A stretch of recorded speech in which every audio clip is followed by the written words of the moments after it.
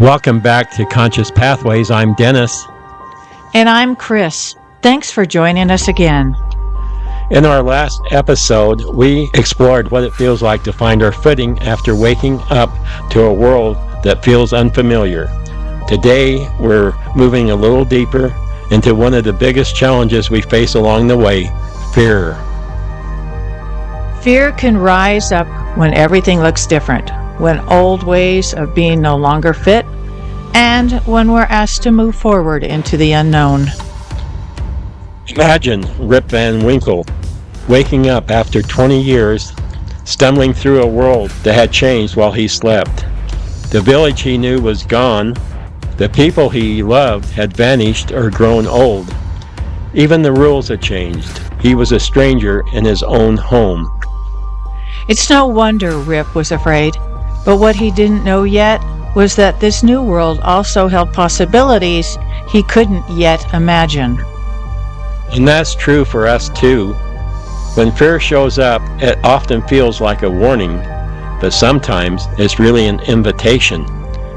An invitation to grow, to see differently, to become more than we were before.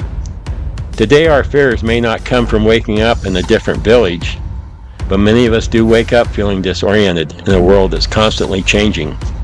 Maybe we fear being left behind by technology, or fear losing the connections that once gave us comfort.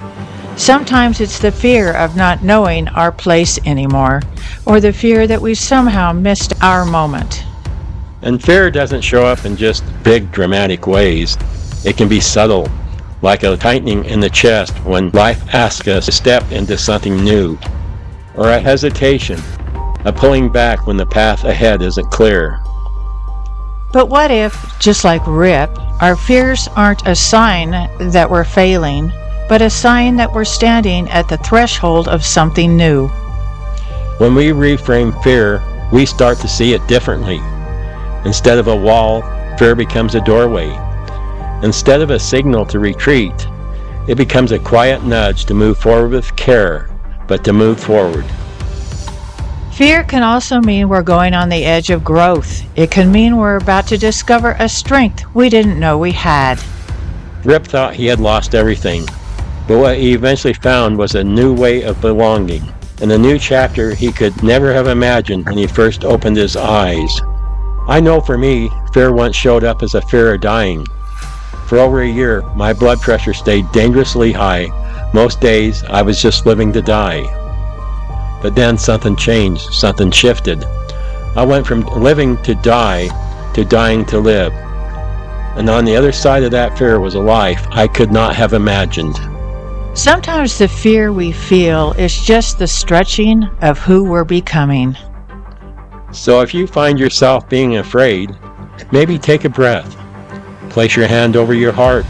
And remember, fear isn't there to defeat you. It might just be there to invite you forward. And you don't have to have it all figured out. You just have to be willing to take the next gentle step. And next time, we'll explore what happens when we begin to see life through new eyes. An awakening can reveal beauty, meaning, and depths we may have once overlooked. We hope you'll join us as we continue this journey of discovery together. If you're enjoying this conversation, we'd be honored if you would like, comment, or subscribe. It helps us reach others who may be searching for a little light on their own journey.